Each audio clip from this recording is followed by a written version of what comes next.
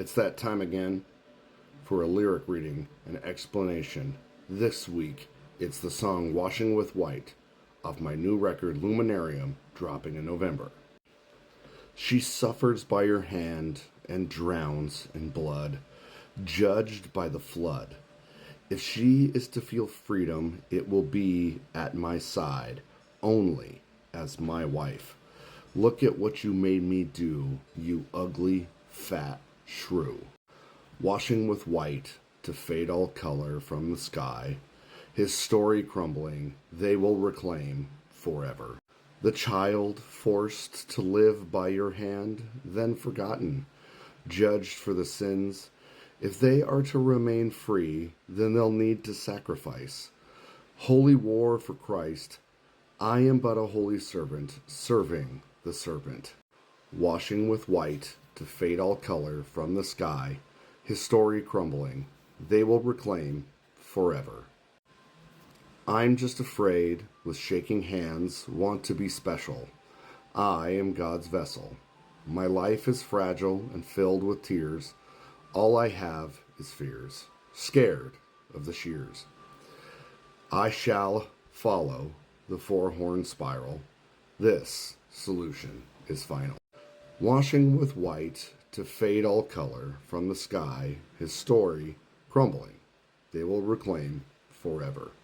I think the best way to talk about this song that I started writing 2 years ago is to quote Charlie Kirk, where he said, "Reject feminism, submit to your husband, Taylor, you're not in charge."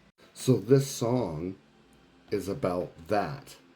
It is about men who don't feel masculine, who don't feel manly unless they're being abusive, oppressive, subjugating, stripping people of rights in the name of power, freedoms, liberties, stripping the ability to feel equitous. They are so tiny, so insecure, and so insignificant that if they aren't hurting others, they feel nothing but hate for themselves. This song is about these tiny, insignificant little boys who call themselves men and how they abuse women, they abuse children, they hurt everybody around them, and then cry about things like, why you gotta make everything political? They say things like, you're just a sheep and you need to wake up. But any time that they're actually confronted with logic and reason and actual masculinity, they shiver in their boots, they shake. As I wrote in there, they're scared of the shears. They're scared of their woolly bodies of being sheep being exposed and vulnerable. These are the same people who promote and advocate for violence against people of color, the LGBTQ community, anything that they disagree with politically. They advocate for widespread genocide of the opposing party politically. And then when one of their own is deleted, they get this rabid, righteous anger that says this will not be tolerated, this is not okay, no one should advocate for these kinds of things, and that if you continue to do it, then we're coming after you.